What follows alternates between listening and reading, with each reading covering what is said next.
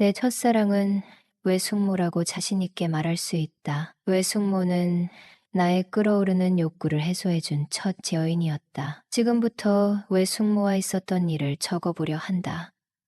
외숙모는 가여운 여자이기도 했다. 외숙모를 처음 만난 것은 내가 고등학교 3학년 때였다. 막내 외삼촌이 뒤늦은 장가를 갔는데 외숙모는 눈이 부실 정도로 아름다운 여인이었다. 고등학교를 졸업하고 취업을 했다가 나중에 대학을 졸업했다고 한다. 외삼촌은 외숙모에게 반해 적극적으로 구애를 했고 외숙모는 외삼촌을 받아들였다는 얘기를 들었다. 좀 마른 몸에 볼륨도 있는 몸매를 가진 외숙모는 웃을 때 하얀 이가 드러나 보이는 말 그대로 천사였다. 학창 시절 공부를 잘했지만 가정 형편이 좋지 않아 고등학교를 졸업하자마자 취업을 해야만 했다고 한다. 동생들의 학비를 대기도 했다는 말을 듣고 나는 가슴이 너무 아팠다. 저런 미인이 돈 때문에 고생을 한 것이 나는 너무도 가슴 아팠다. 나는 대학 입학원서 때문에 서울에 자주 갔었는데 그때마다 외삼촌 집에서 지내게 되었다. 외삼촌은 워낙 나를 귀여워해주는 사람이었으니 말할 것도 없고 외숙모도 나를 무척이나 반겨주셨다. 나는 외숙모의 아름다움에 얼굴을 붉히기도 했다. 20살짜리 남자가 뭘 하겠는가마는 집안에서 살림하는 젊은 주부의 모습이 참 섹시하게 보이고 아름다워 보였다. 집안에서 편한 치마를 입고 맨발로 부엌일을 하시는 외숙모를 보면 마음속 깊은 곳에서 뭔가 모를 끓어오르는 것이 있었다. 외숙모는 나에게 많은 것을 물어봤다. 아마도 서울에 있는 대학에 원서를 넣은 내가 부러웠던 것 같다. 부러워하는 듯한 분위기를 풍기며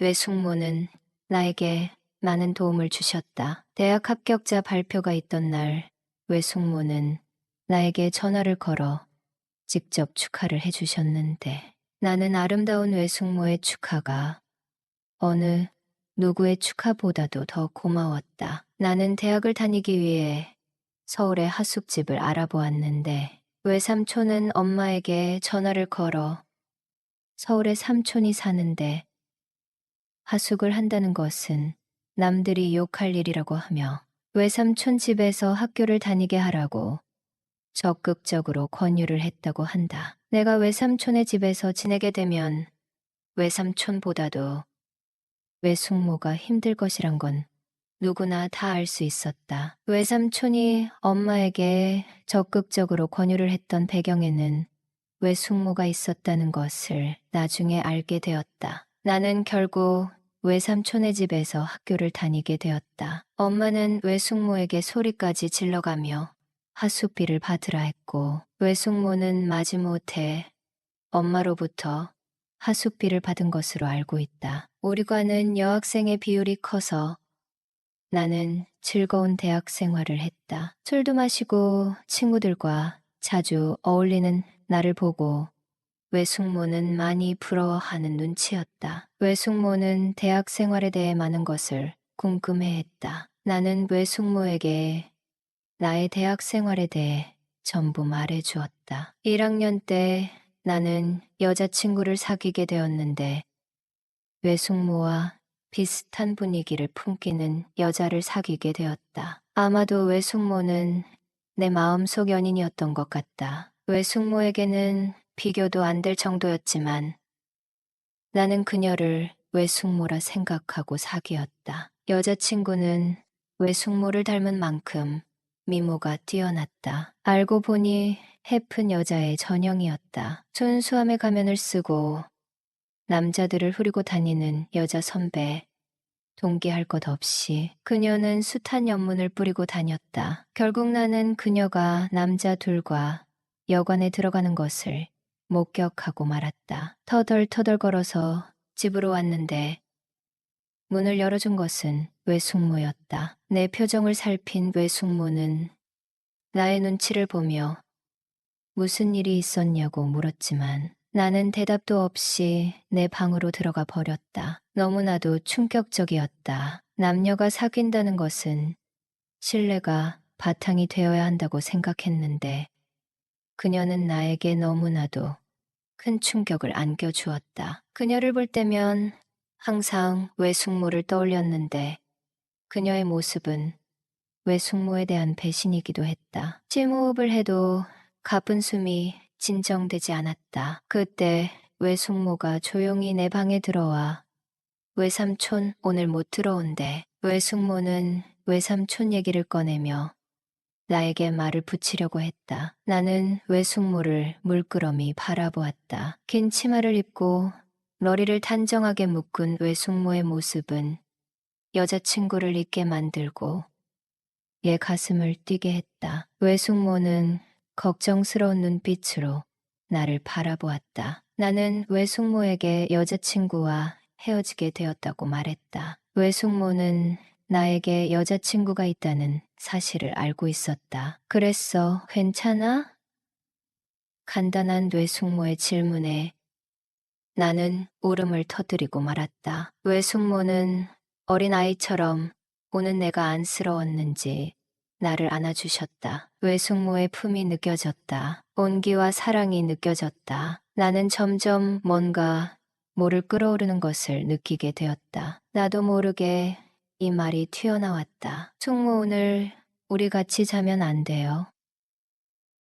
나는 너무나도 놀랐다. 나도 모르게 튀어나온 이 말을 어떻게 주워 담아야 하는지를 생각했다. 왜 숙모는 같이 자는 건 대신 숙모가 잘 때까지 옆에 있어 줄게. 나는 침대에 누웠고 왜 숙모는 나의 눈물 자국을 지워주셨다. 그 부드러운 손으로 내 얼굴을 연신 훔쳐내셨다. 다음날 아침에 외숙모가 차려준 아침밥을 맛있게 먹으며 외숙모를 쳐다보았다. 평소와 다름없다고 생각했지만 외숙모는 약간 어색한 몸짓을 보이고 있었다. 말없이 밥을 먹다가 외숙모와 나는 서로 쳐다보고 시선을 돌리고를 반복하다가 내가 먼저 외숙모에게 말을 걸었다. 숙모, 어제 제가 너무 말도 안 되는 소리를 해서 죄송해요. 외숙모는 나를 사랑스러운 눈빛으로 보며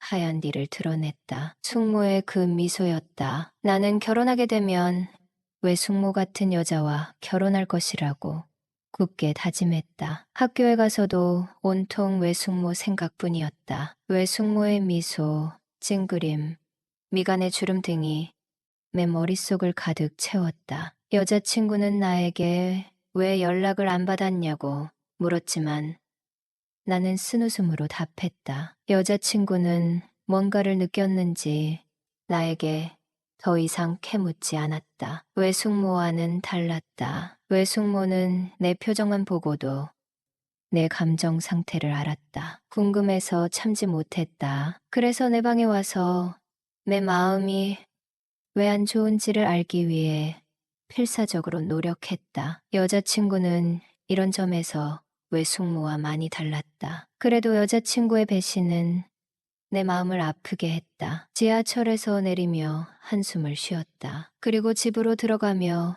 또 한숨이 나왔다. 외숙모는 내 표정을 보며 약간 근심하는 표정을 짓더니 이제 오니 오늘 학교에서 괜찮았어.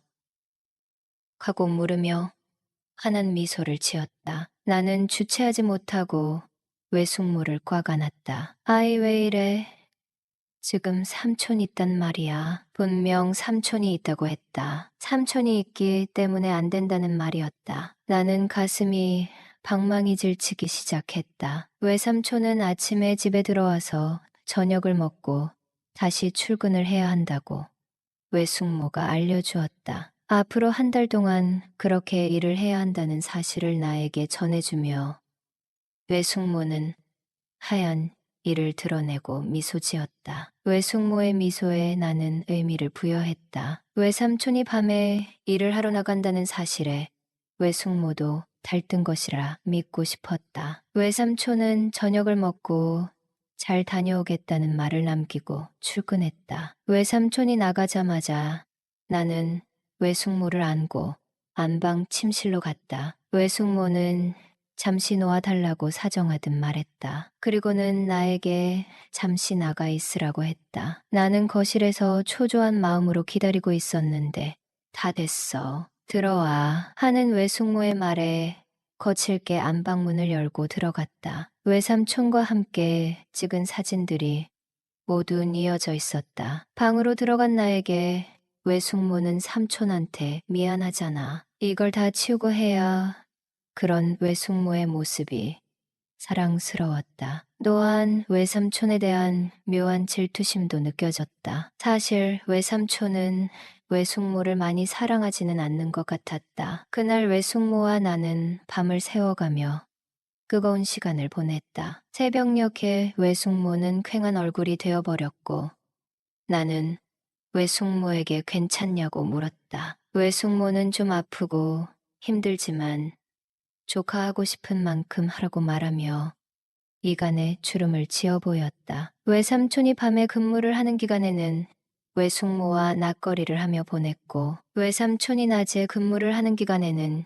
여느 부부와 마찬가지로 우리는 밤을 함께 했다. 처음에는 죄책감을 보이던 외숙모였지만 점점 적극적인 자세로 변하는 것을 보며 외숙모는 요부라는 생각이 들었다. 처음에는 숙모와 정상적인 관계만으로도 설레임 가득한 시간이었지만 시간이 지날수록 농도 짙은 관계를 요구하게 되었다. 그때마다 숙모는 부끄러워하며 내가 원하는 대로 모두 응해주었다. 숙모는 아기를 갖기 위해 나와의 관계를 멈추자고 했다. 나는 흔쾌히 외숙모의 제안을 받아들였고 외숙모는 나에게 다른 방법으로 봉사해 주었다. 드디어 외숙모는 임신을 하게 되었고 임신 5개월이 되었을 때 우리는 외삼촌이 밖에서 한눈을 팔고 있다는 것을 직감하게 되었다. 외삼촌은 언젠가부터 귀가가 늦어졌고